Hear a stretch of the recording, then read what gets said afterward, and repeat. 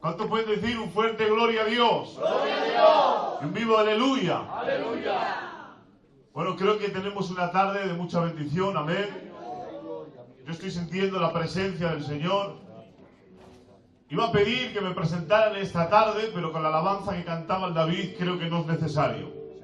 Hemos clamado y pedido al Señor para que sea su palabra la que en esta tarde edifique y bendiga a su iglesia, amén.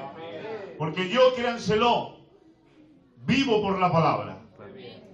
Lo que me da expectativas y esperanza para la vida, para mí es la palabra. Para mí la vida no tendría sentido ni razón si no me habría encontrado con la palabra de Dios. En ella hallo mi esperanza y mi alegría.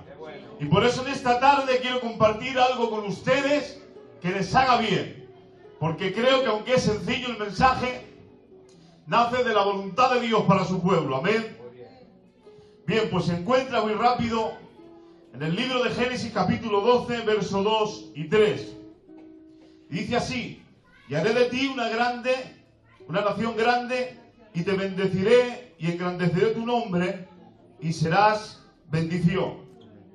Dice: bendeciré a los que te bendijeren, y a los que te maldijeren los maldeciré, y serán benditas en ti todas las familias de la tierra.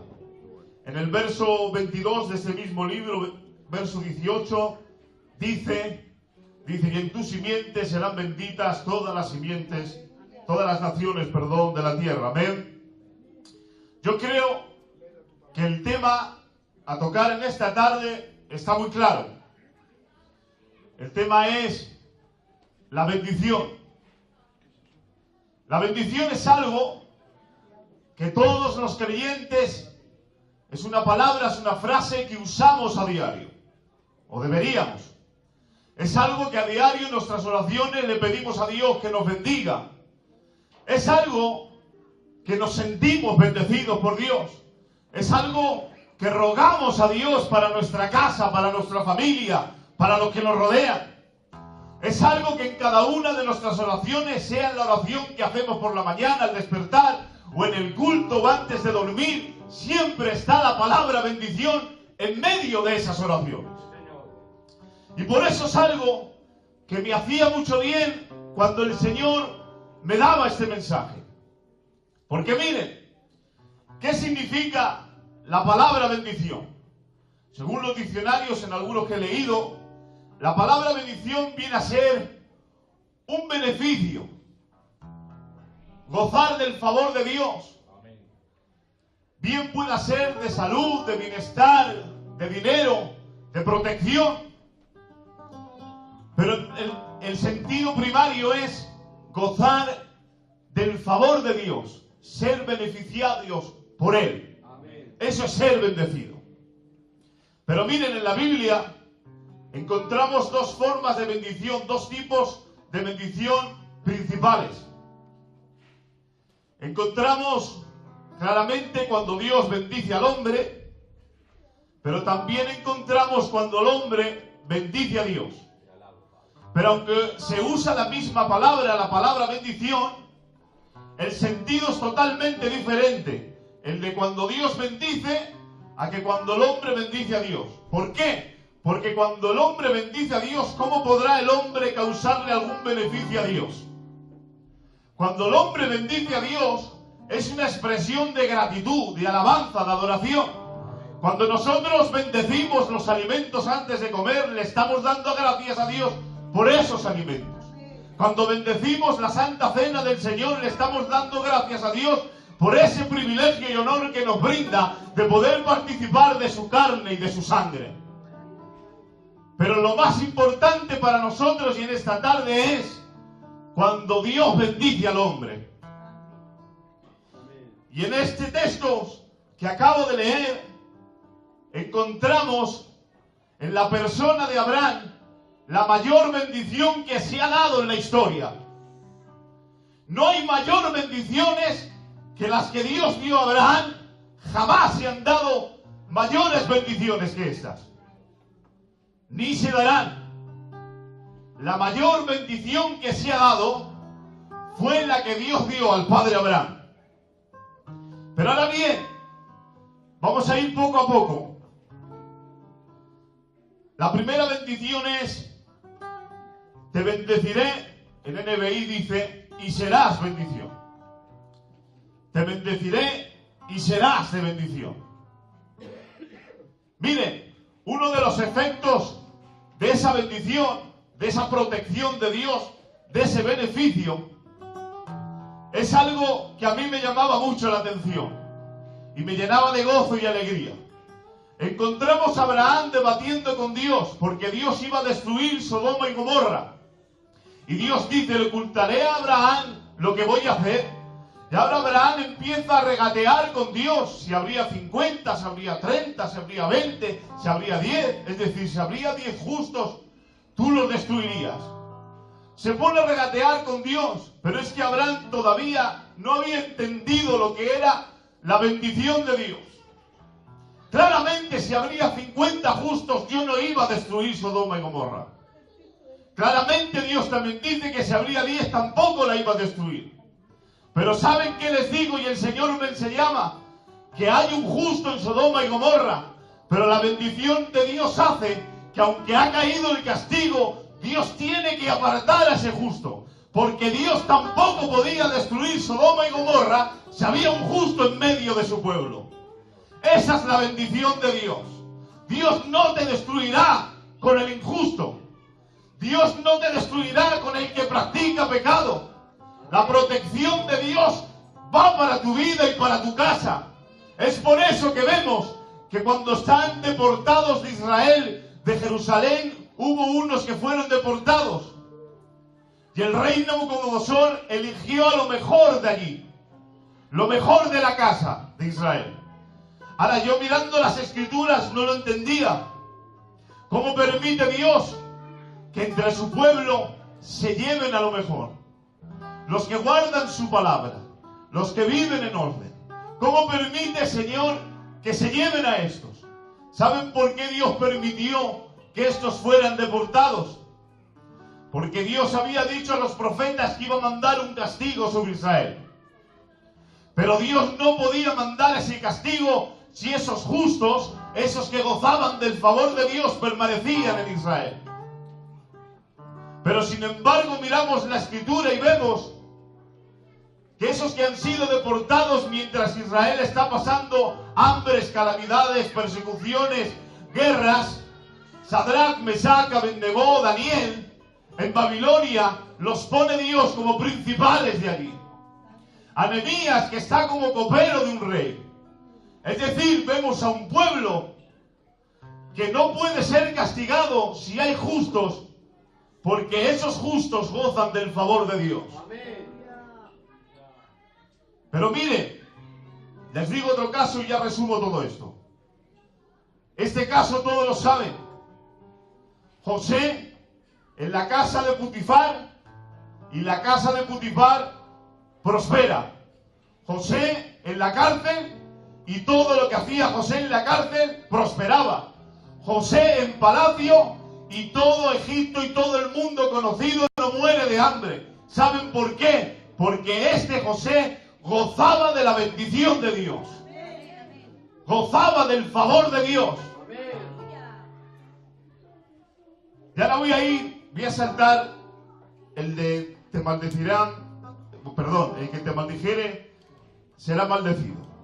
Voy a saltar al tercer punto, y así lo hilamos mejor, amén. El más importante es, dice,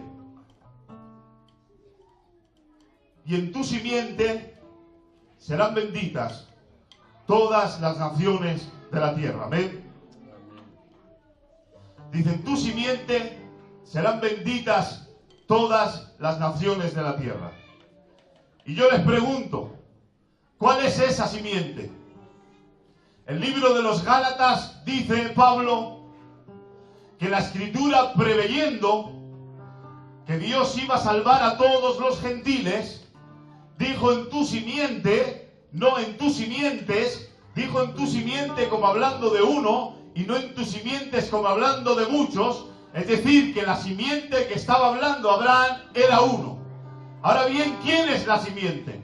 En Abraham encontramos la promesa de en tu simiente serán benditas todas las naciones de la tierra, Pero ahora, en María, en esa jovencita, encontramos el cumplimiento de la promesa. Es por eso que dice la Biblia que cuando entra en la casa de Elizabeth, ella tiene que decir: bendita tú y bendito el fruto de tu vientre. ¿Saben por qué? Porque ese niño que iba a nacer era la bendición profetizada a Abraham y prometida a Abraham, y ahora era el cumplimiento que se cumplía. Es por eso que cuando es niño y es llevado al templo para ser presentado, hay un anciano allí esperando, que su única alegría, que su único gozo antes de morir es ver a ese niño. ¿Saben por qué? Porque ese niño era la salvación para el mundo. Jesucristo es la bendición que Dios le dio a Abraham. Es por eso que he dicho que es la más grande bendición que se ha dado jamás. Jesucristo es esa bendición.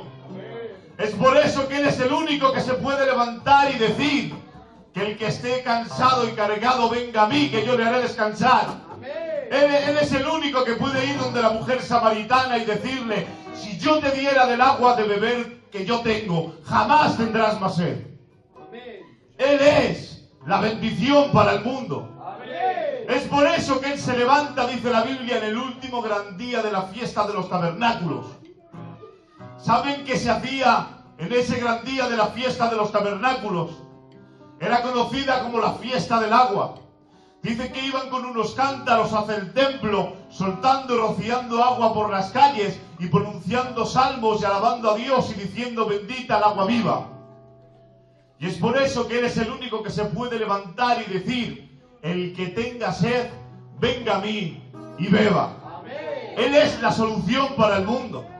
El mundo se encontraba en sus pecados y en sus delitos, pero Cristo ha venido para redimirnos. Él es la bendición. Pero miren, como decía al principio, el concepto de bendición esencial es: te bendeciré y serás de bendición. Cristo ha venido a este mundo para ser de bendición. Él es la bendición. Por eso le cantaban bien en su entrada triunfal cuando decían: Hosana, Hosana, bendito es el que viene. No le decían bendecido sea o bendecido está. Le dijeron: bendito es. ¿Saben por qué? Porque Él era la bendición. Pero miren, a veces decimos desde aquí que en un momento le cantaban el Hosana, bendito es el que viene, y en otro momento le cantaban crucificarle. ¿Saben qué les digo en esta tarde?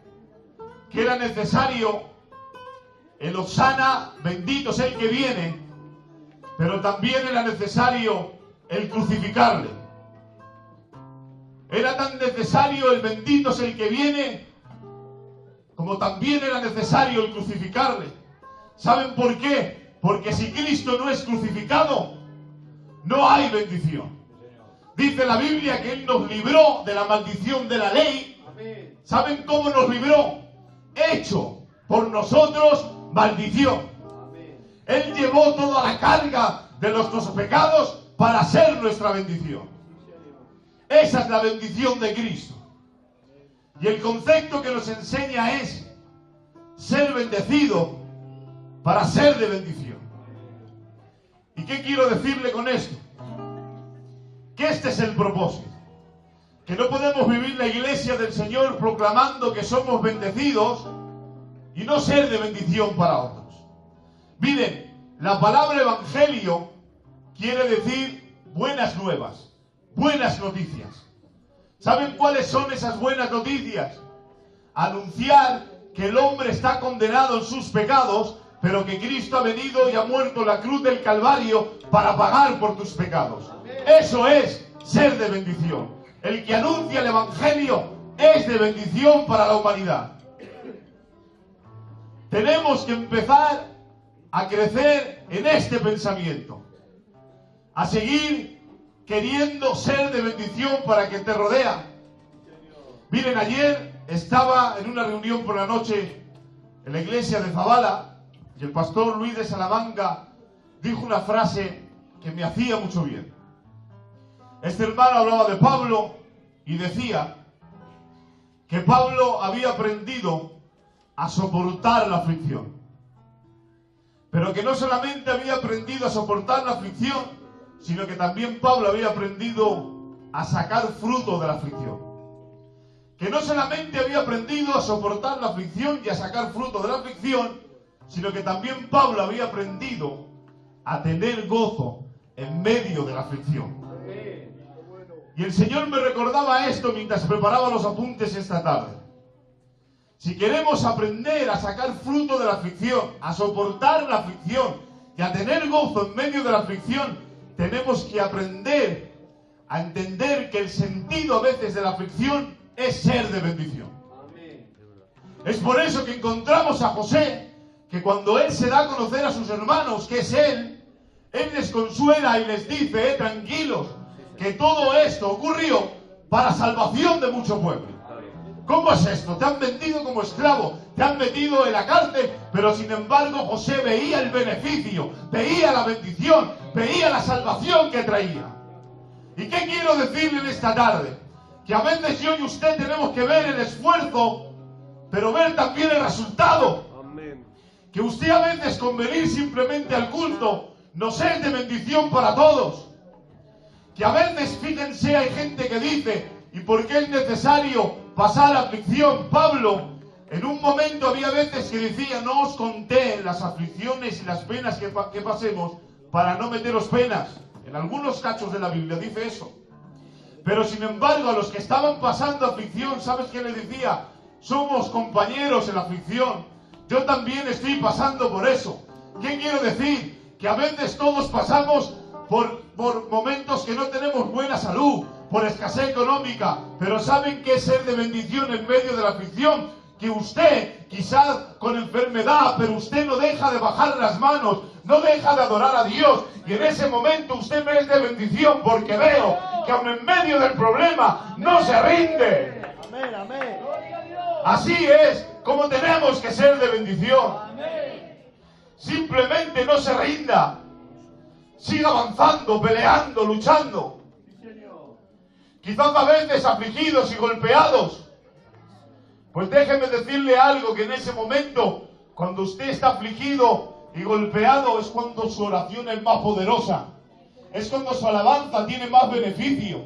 Porque ayuda a otros que están pasando ese problema a no bajar las manos, a no dejar de orar, a no dejar de asistir a la iglesia y a seguir en el camino del Señor. ¿Cuántos lo quieren dar un aplauso para el Señor?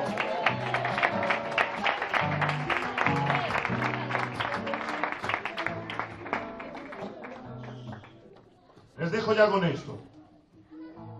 Simplemente entendamos esto tan grande. Dios bendijo a Abraham para que nosotros fuésemos bendecidos por Jesucristo. Y ahora nuestro deber de haber sido bendecidos es ser de bendición para los demás. Amén. Dios les bendiga mucho. Den un fuerte aplauso para el Señor.